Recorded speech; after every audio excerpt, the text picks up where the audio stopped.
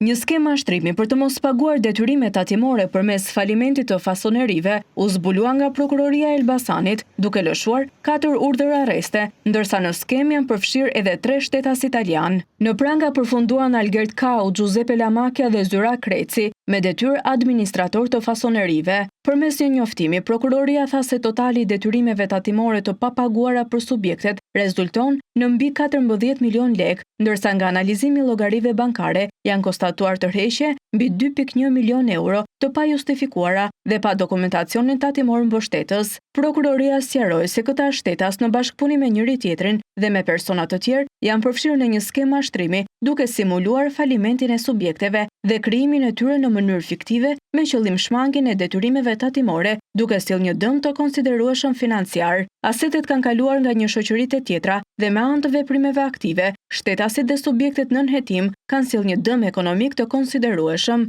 Gjithashtu në kuadër të këtij hetimi janë vendosur nën sekuestra konservative 7 subjekte tregtare, 12 llogari bankare dhe 10 automjete.